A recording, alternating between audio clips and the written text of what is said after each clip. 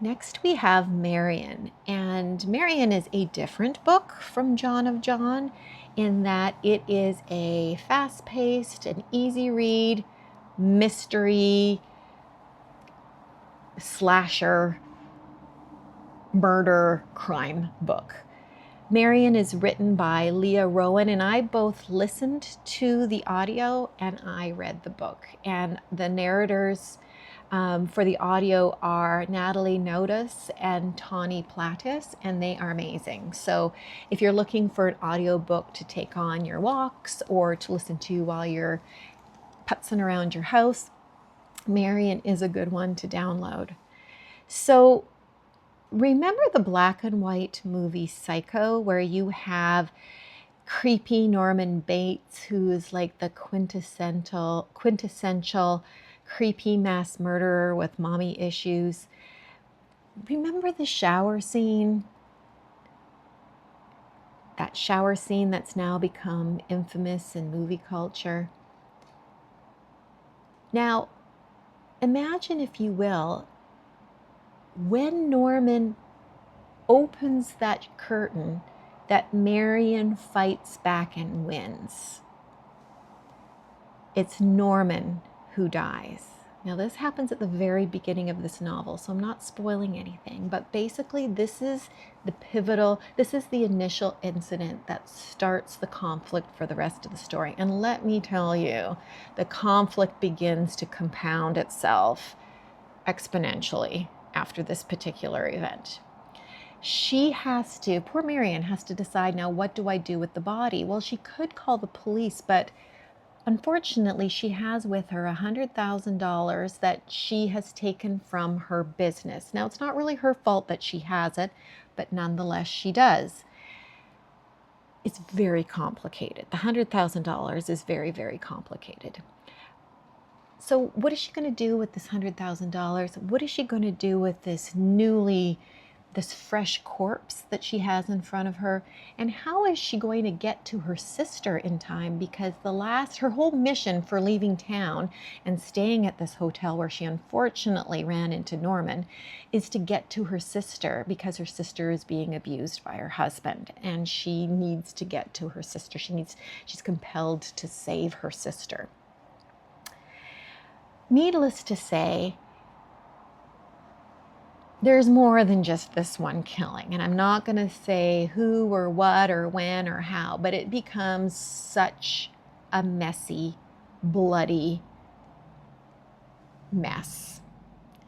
So we have Marion as one narrator, but then we also have Hannah, who is another narrator. And Hannah is a young private investigator striving to succeed as an investigator, despite her parents basically having cut her off. They want her to be a lawyer, but her desire to become a private investigator is strong to the point where she will do anything to be one.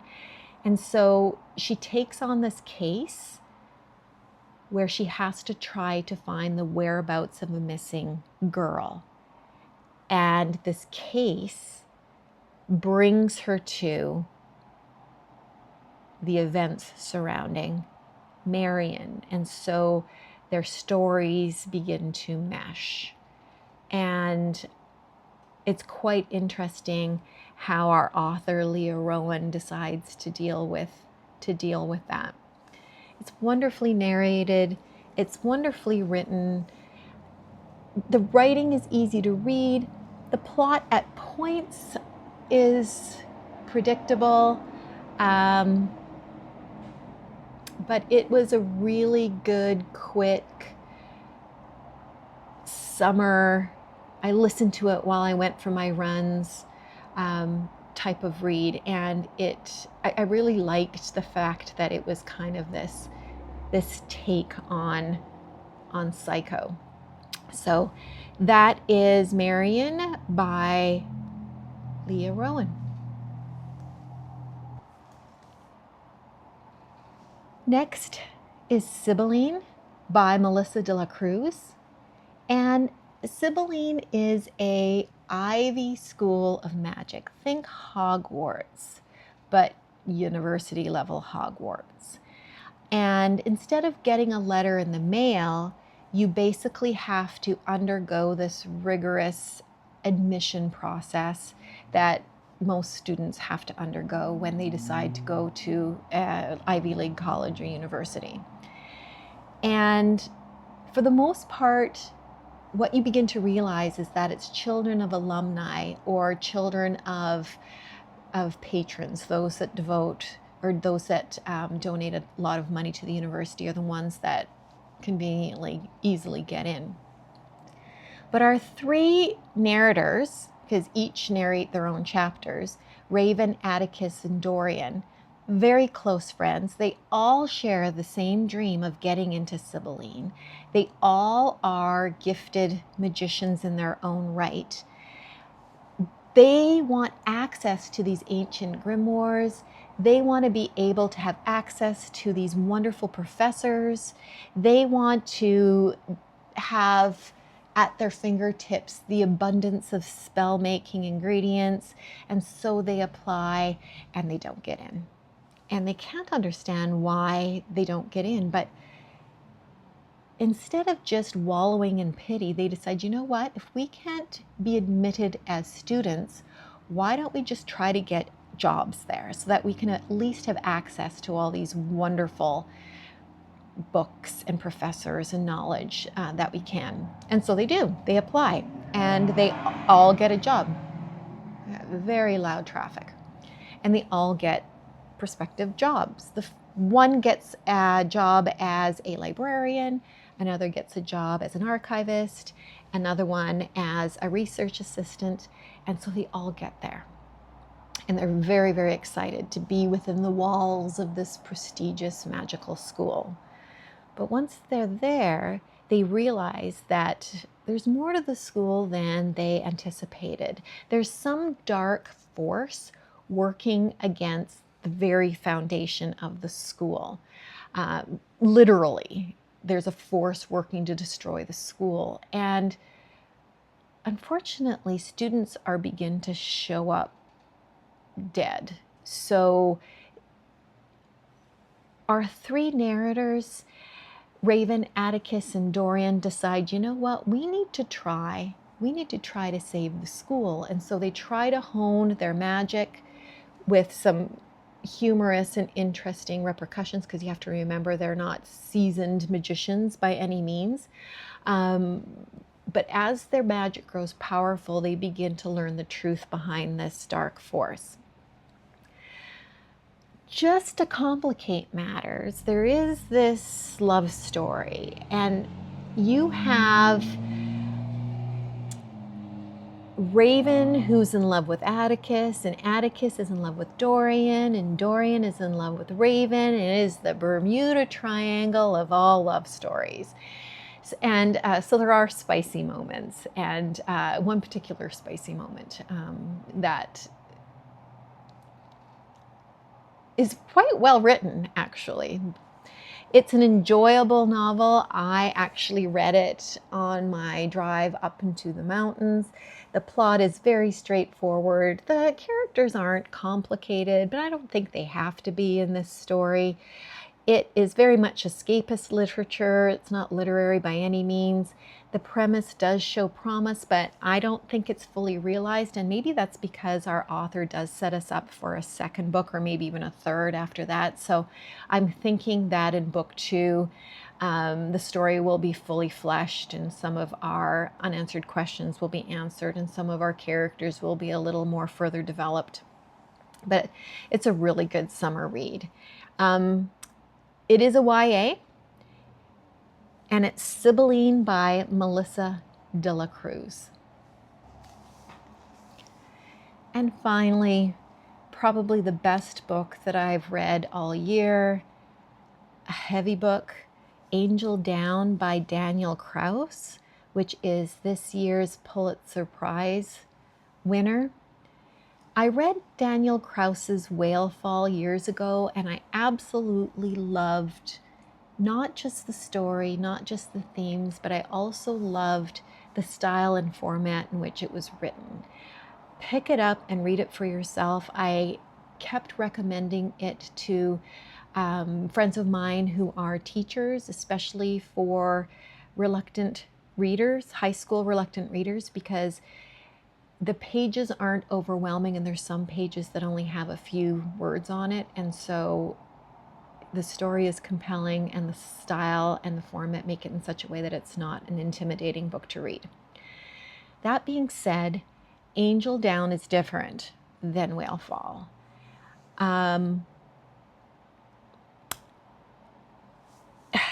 How can I explain it? It's going to be so hard to explain. Let me just show you.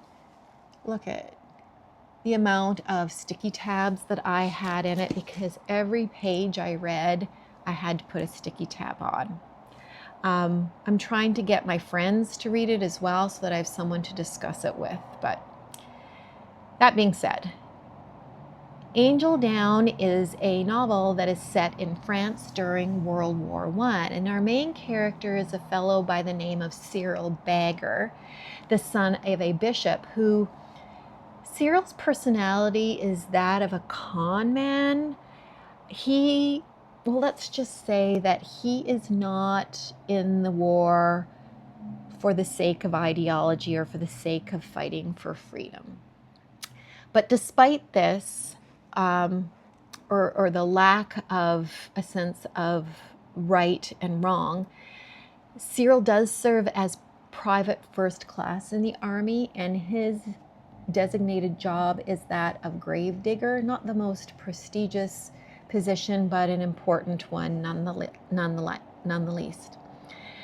And one day, Cyril and 4 other soldiers are sent to investigate this mysterious shrieking that is coming from the battleground. And the army, being such as they are, they do not leave any man behind. And so Cyril and these 3 other men are sent to find the cause of this shrieking. The closer they get, do they draw straws? Now I can't remember how this works, but 2, Cyril and a young boy actually, by the name of Arno. Arno volunteered for the war and he lied about his age, so I think he's only 13 or 14. Cyril and Arno are the ones that have to traverse no man's land to get to the trench to find this where the shriek is coming from, to save this person in the trench. And when they get there, they discover an angel trapped in barbed wire. And they do release her and they take her to safety. But there's one thing about this angel, and that is she is covered by this cloak, and when the hood of her cloak falls off of her head, she has this radiance about her. Halo-like, I guess, but she has this radiance. And those who see her, or those who lay eyes on her, view her as their deepest desire. And so what begins to happen is that you have these men who try to possess her. One views her, sees her, and kind of knows that he can somehow make a lot of money from her. Another one views her as this woman that he was lusting after. A third one views her as this daughter that he's had to leave behind. And they are so strongly drawn to her that they want to own her for themselves, all except for Cyril. And the angel does notice this and says, "You are the only one to ask nothing of me." And so obviously the angel is symbolic, and the angel is something we expect her to be, but is not something we expect her to be. There is a twist of sorts at the end that I had to go down a rabbit hole on Reddit just to kind of figure things out, and I didn't agree with some of the things that I read, and I did agree with others. So it's definitely up to interpretation. But this novel is a heavy read, not because it's sloggy or difficult, but it is very visceral in its depiction of war, and it very much prompts the reader to search in your own heart for a personal understanding of humanity, and to what extent would you go in order to accomplish something, whether it be peace or happiness or possess something, especially during a time of war, a time of conflict. It's also written in a continuous sentence, which is, I've read other novels written in such style. So it's written in a continuous sentence. And at the very beginning of the novel, Daniel Kraus writes, quote, and this is part of the novel, part of the story itself, "Like the carnage won't ever end." War, I'm thinking that, or the battle, he doesn't say that, but this is what I'm thinking he means, is a sentence that, once begun, can't ever be stopped. A sentence doomed to loop back in on itself to form a terrible black wheel that sooner or later will drag each and every person to their grave.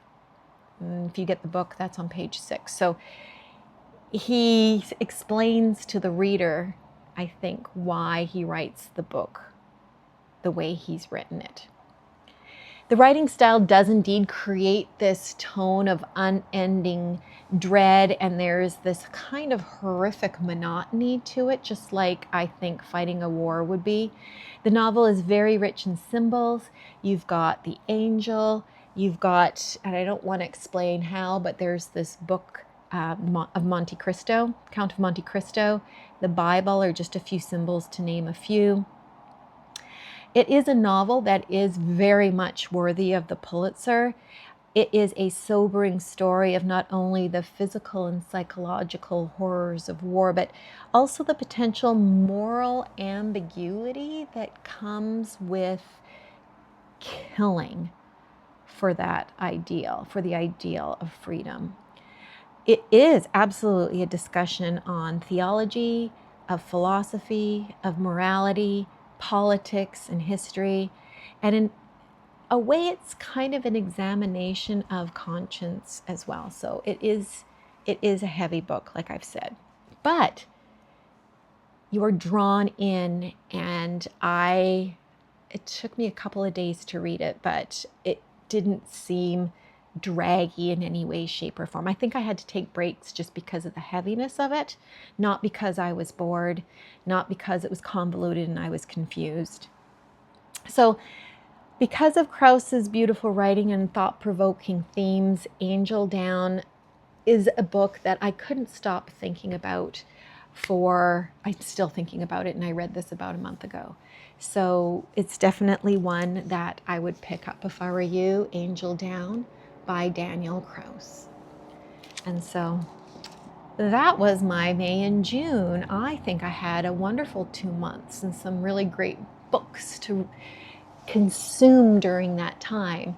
I will get back to you and let you know what my summer reading list is. So thanks for joining me.